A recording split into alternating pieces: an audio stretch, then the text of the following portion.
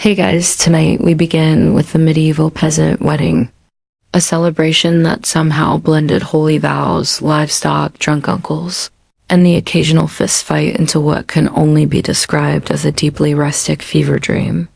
So, before you get comfortable, take a moment to like the video and subscribe, but only if you genuinely enjoy what I do here. And let me know in the comments where you're tuning in from and what time it is for you. It's always fascinating to see who's joining us from around the world.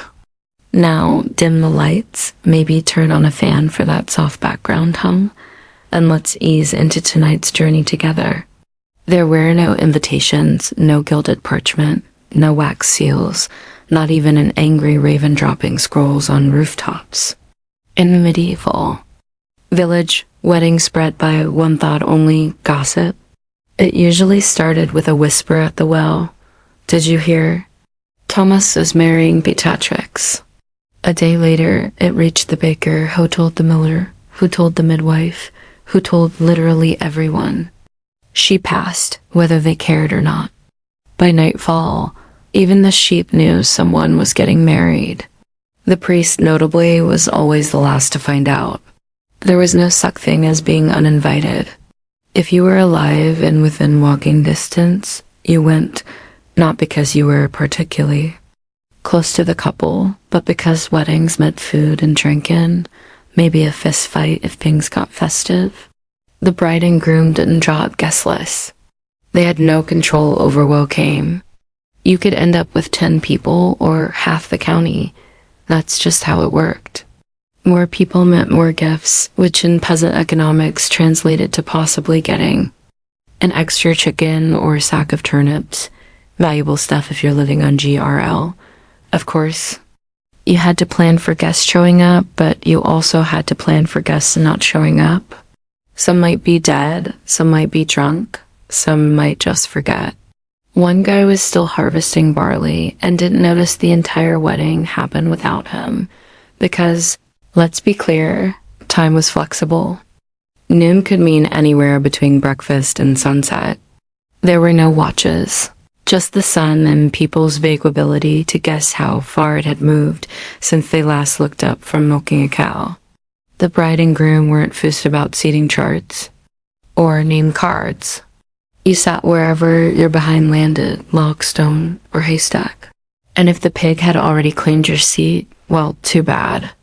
The pig stays dot in the medieval peasant world. Formal wear was more of a suggestion than a standard dot fashion in this context wasn't about trends or elegance. It was about not being naked and maybe brushing the straw out of your hair. The bride did her best. She wore her nicest dress, which, to be fair, probably wasn't white. White fabric was impractical, expensive, and a magnet for every farm animal within a 2-aim radius. Instead, she wore brown or gray or off-gray, which had once been white, before 3 harvests and a sheep-related incident happened to it. She might weave a crown from wild flowers if it was spring, or ribbon from something vaguely decorative, like an old curtain or someone's spare belt. She didn't expect to look like a queen. She just hoped to look like someone who hadn't been digging onions all morning. The groom, meanwhile, tried to look respectable. He might wash his tunic. He might comb his hair, assuming he still had some. If he had shoes, they went on. If not barefoot it was. Calloused feet were considered rustic, not rude. And if he smelled vaguely like pig, well, so did everyone. Hygiene was relative. Soap existed, but not the kind you'd want near your eyes. Bathing was done seasonally or when it rained. So most guests didn't arrive sparkling clean. They arrived recognizably human. That was enough. Accessories were rare but meaningful. A belt with an extra pouch, stylish, a hat with feathers, bold, a tooth still in place, luxury, no one owned. Jewelry unless it was stolen or passed down from a great-grandmother who had once kissed a merchant. Children arrived smeared in mud, proudly, displaying whatever insect or twig they'd found on the way. Old men wore the same wool cloak they wore every day. Old women wrapped in layers cast judgmental glances at everyone, muttering, "When I got married," under their breath. But no one cared if your hem was frayed or your sleeves didn't match. This wasn't a fashion show. This was a rare break from labor, a communal moment of joy. And if you arrived with both your boots and your teeth, you were practically nobility. The wedding venue was wherever there was space and fewer than 5 pigs. Ideally, it was the churchyard, not in the church that was reserved for noble weddings. And high-maintenance saints. Peasants made do with what they had, which often meant exchanging vows next to a grave, under a tree, or beside a chicken coop that doubled as a bandstand. Grass was a luxury. Most of the time, the ground was either dry and cracked or soggy and full of surprise holes. If it had rained recently, and it usually had, the entire ceremony took place on a patch of churned up mud generously loosened with manure. Guests arrived wearing their wedding boots, which were just their regular boots, but with a resigned expression. There were no chairs, no bunting, no altar made from reclaimed oak. People stood or squatted or leaned against fences that creaked ominously. Sometimes someone brought a bench, and the elders claimed it immediately like royalty without a throne. Everyone else just tried not to fall into a ditch. The decorations, nature, mostly weeds. If someone hung a few flowers or ribbons around a fence, it was considered Martha Stewart-level ambition. The rest of the setting was filled in by animals, dogs sniffing everything, chickens absolutely underfoot, and the occasional confused goat photobombing the patrol. And then there were the smells, pigs in the next field, sheep nearby. A faint but persistent scent of cabbage stew simmering in someone's pot. Combined with sweat and ale breath, it was less a wedding ambiance and more a medieval cologne sampler. But still, people showed up because setting didn't matter. This was a rare break from the grind of survival. The wedding could be held in a puddle, surrounded by compost, and it would still be better than weeding barley all day. By the time the bride and groom stood before the priest, most of the guests were already itchy, sunburned, or 3 cups of ale into the celebration, which was fine because the ceremony itself wasn't exactly a Shakespeare unfair. It was short. It was awkward. And if the priest had somewhere to be afterward, it was even shorter. For medieval peasants, marriage wasn't about flowers, rings, or tearful vows. It was mostly about contractual clarity. The church by the 12th century had begun to insist on a priest's involvement. But truth be told, many couples considered themselves married the moment they declared their consent in front of witnesses. I take you as mine and you take me as yours. That was the gist. Romantic in a highly practical tax-liable way. Some ceremonies included ableising and a few Latin mutterings. Most didn't involve kissing, not because of modesty, but because no one was eager to put their mouth on someone else's mouth after 6 days without soap. That priest might cross himself, say a prayer, and then rush off to his next task, like helping dig a grave or riling at a goose. The church had range.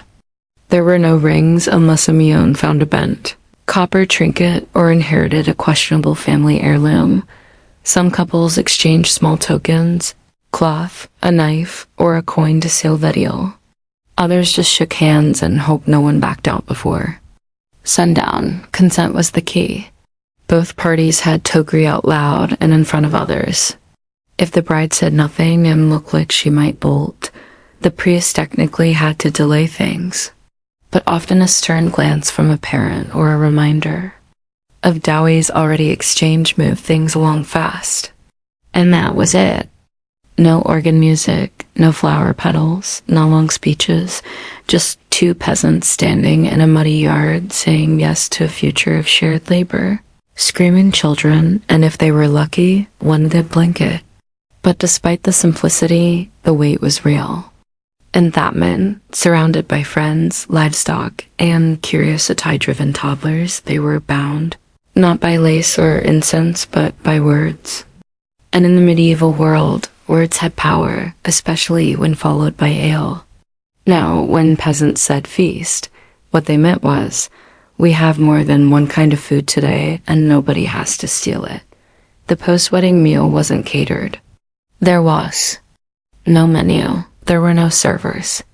There was, however, a communal pot that had been boiling for hours and contained roughly half the village's hopes and all of its root vegetables. The centerpiece of the meal was usually a stew bubbling in a cauldron the size of a small cart. Into it went cabbage, leeks, onions, barley, turnips, maybe some dried peas, and if you were really lucky, a bit of meat. A chicken if someone had been feeling generous or reckless. Otherwise, flavor was left in the hands of salt or fate. Guests didn't sit at tables. They found a rock, a bench, or a sturdy dog. Bowls were passed around, and if you didn't bring one, you had to eat from your hands or borrow your neighbor's. Spoons were wooden, shared, or theoretical. Fingers did most of the work. Drinks were better. Ale was plentiful, home-brewed, and stronger than expected. It went down fast, burned slightly, and made even burnt stew taste like joy. Water was technically an option, but most people avoided it, since it often doubled as a bacteria cocktail. Ale, safer and more festive. Bread, when available, was dense enough to stun Epic. It was either fresh and sour, or old and sharp enough to qualify as a weapon. Cheese made appearances too, but only if the cow had been kind that week.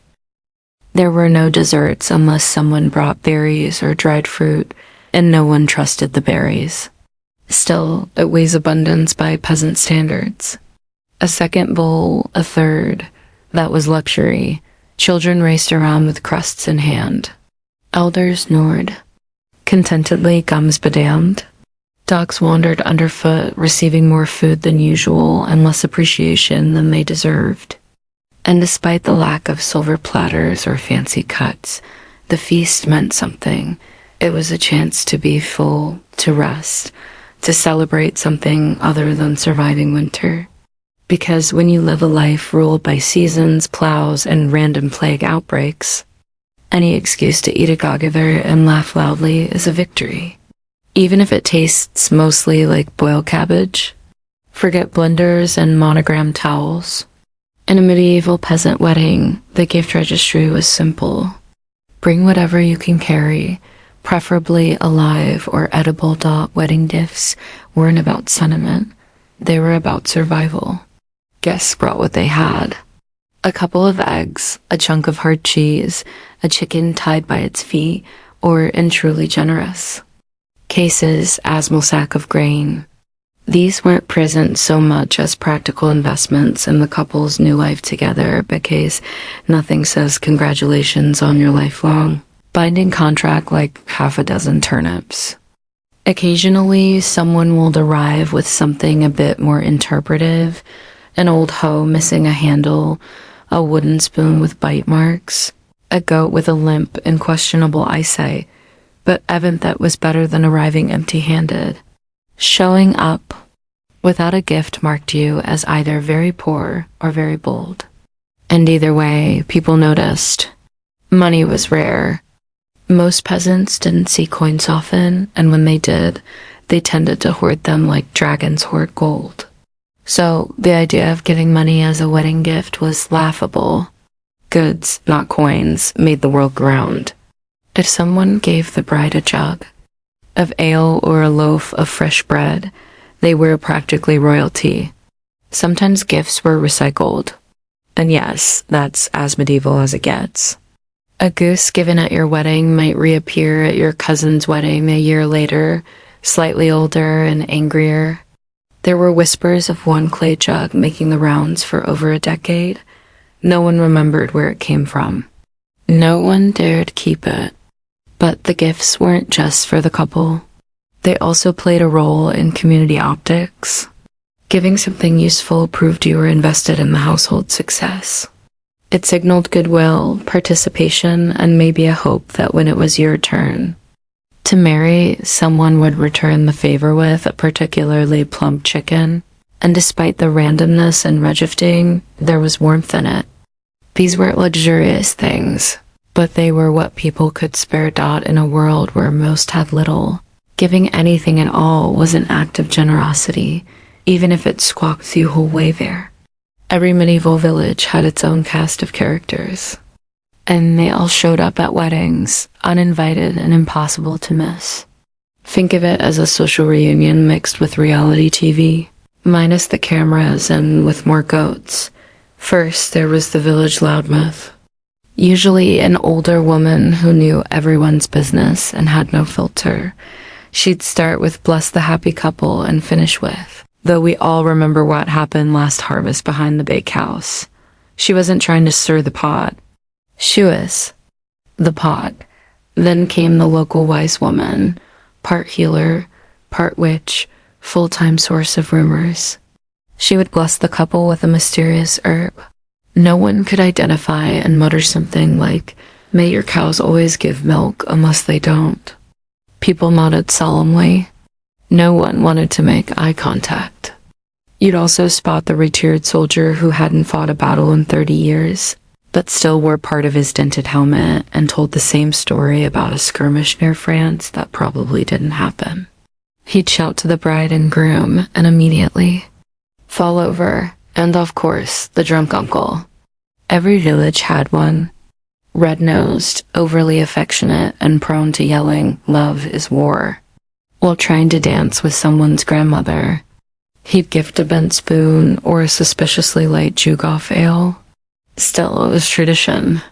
But beyond the personalities, the real engine of the wedding was gossip.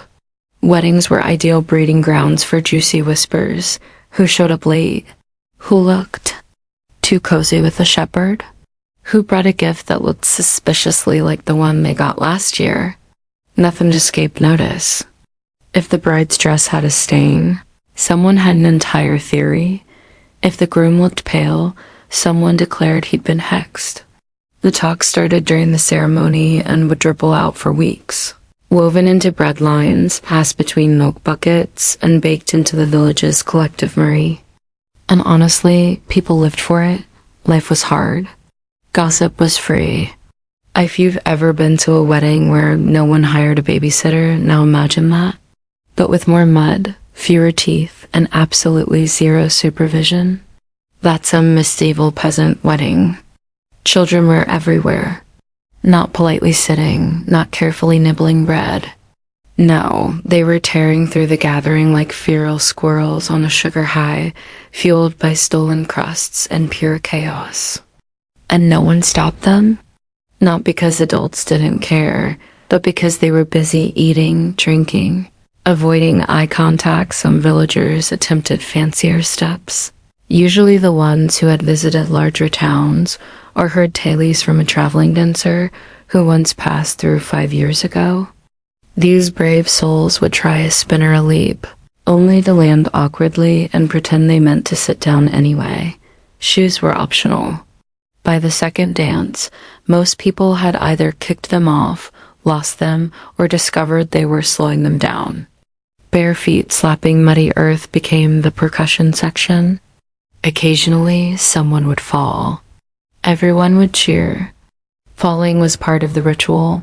The bride and groom were expected to participate, of course. The crowd would chant, shout encouragement, and sometimes physically shove them into the middle of the circle.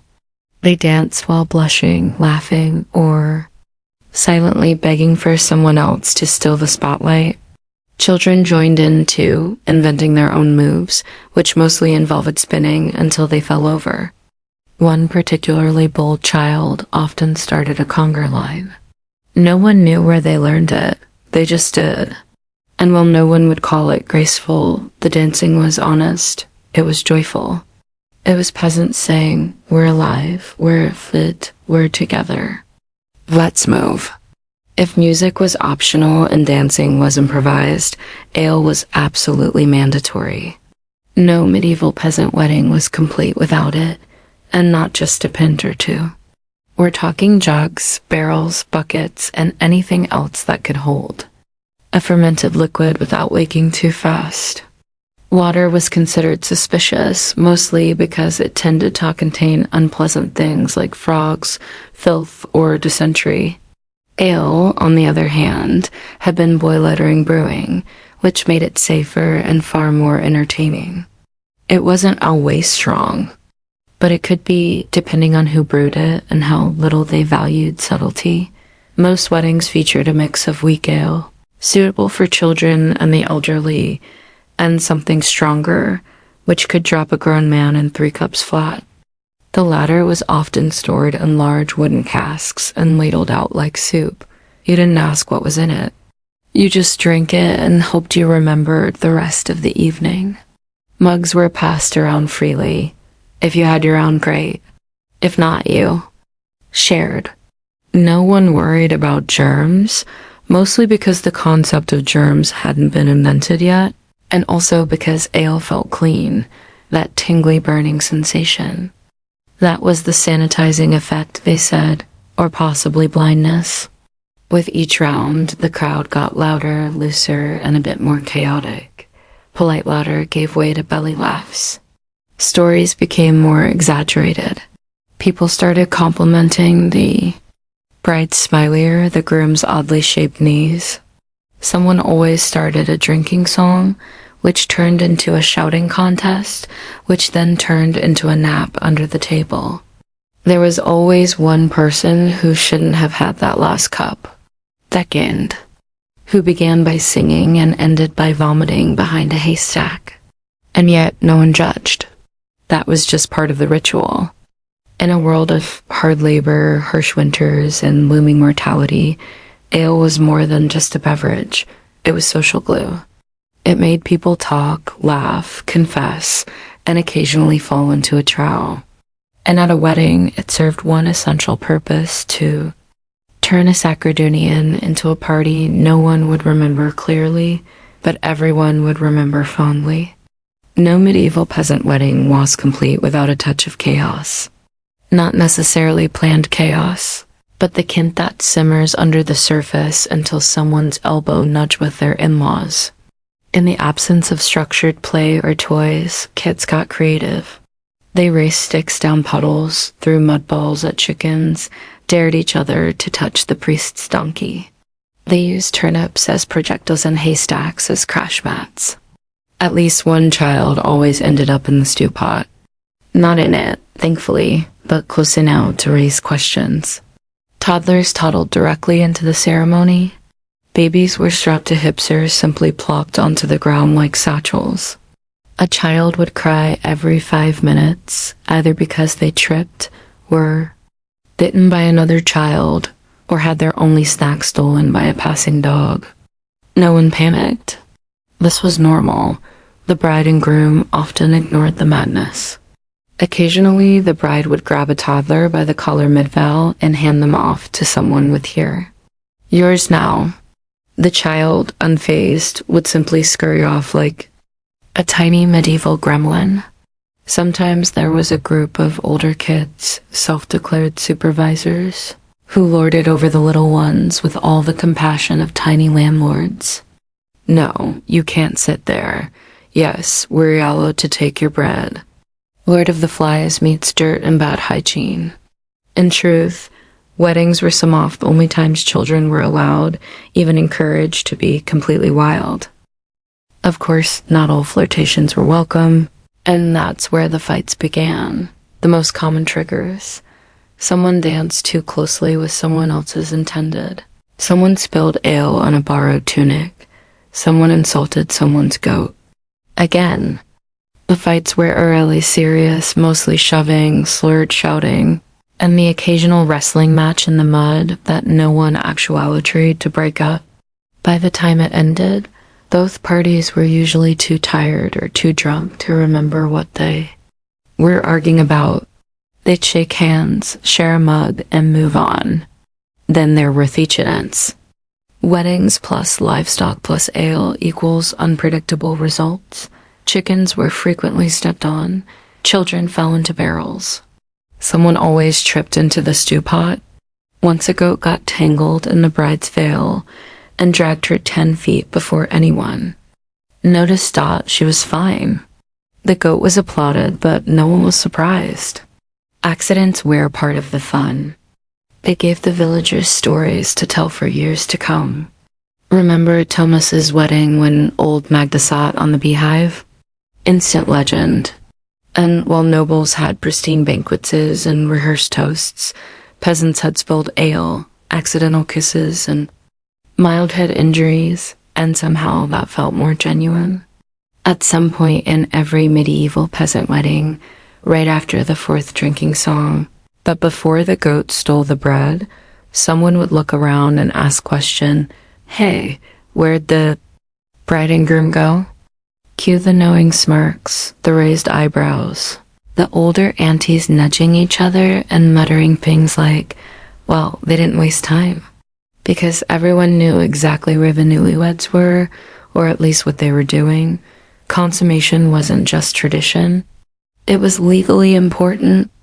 In medieval Christian Europe, a marriage wasn't considered fully valid until it was, let's say, made official in the eyes of Lord in a sagging straw mattress. Technically, some weddings even had witnesses. A disturbing mix of custom and nosiness. Though by the later Middle Ages, most villages wisely abandoned that part. The newlyweds usually slip it away to a barn or a back room or a hoft. Someone had swept for the occasion, privacy was relative. There were no locks and curtains were a luxury. But important thing was symbolic disappearance. The community understood Dot, let them vanish, let them bond. Meanwhile, back at the feast, the party carried on. The absence of the couple didn't stop the dancing or the ale or the off-key singing. If anything, it gave people something to gossip about. How long do you think they'll be gone? Betty trips over his own boots. She looked like she knew what she was doing. Well, his mother said he's clumsy. When the couple eventually reappeared, flushed, rumpled, vaguely victorious, no one said anything out loud, but everyone looked. The groom got handshakes. The bride got proud nods and unsolicited advice from women who'd been married since the great turnip shortage of 1314. Some couples didn't return at all. They fell asleep in the hay or decided that right now was a good time to start that domestic bliss early. No one blamed them. After months of labor and years off waiting, they'd earned their brief escape from noise, mud, and neighbors who couldn't stop commenting.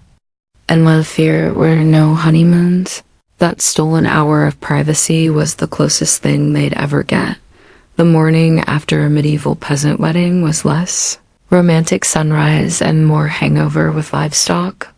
Gone were music, laughter, and frantic. Goat chasing.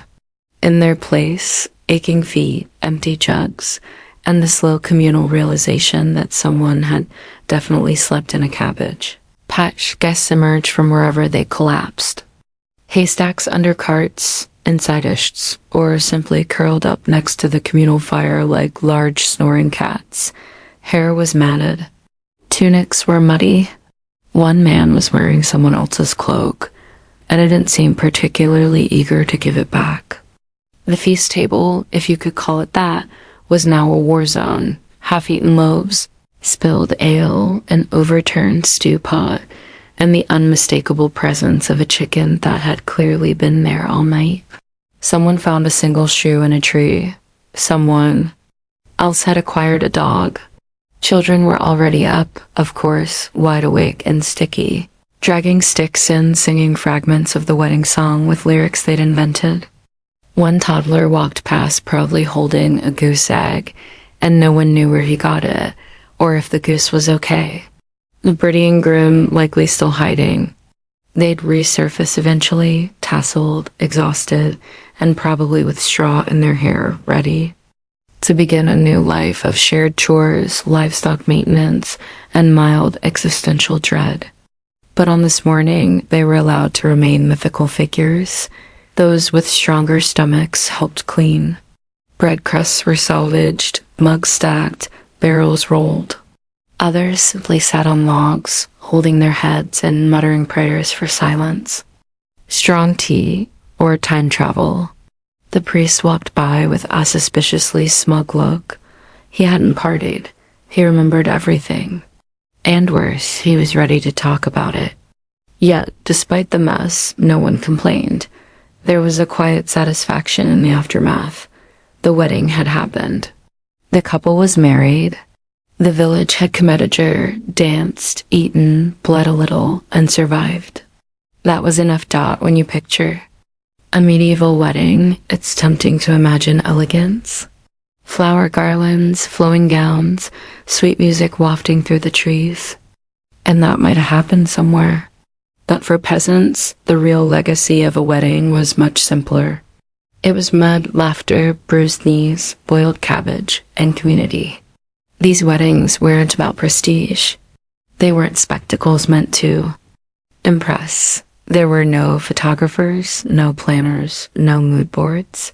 What there was, and what mattered, was presence. The whole village came out, not just to witness the vows, but to participate in something rare. Joy, because medieval life for peasants wasn't just hard. It was relentless. Hunger, disease, taxes, bad weather, and the occasional armed noble crashing through your barley field. Joy was brief. Fun was suspect, but weddings were the exception, a communal pause in the chaos, a moment where dirt stained. Hands held bread instead of tools, and voices sang instead of swearing at rocks. Even if the stew was bland, the ale ran out, or someone got kicked by a donkey, it didn't matter. What mattered was that the village gathered to say, "These two people now face the world together. Let's all shout and spill things in their honor." And so, the legacy of the peasant wedding wasn't captured in stained glass or chronicled in illuminated manuscripts.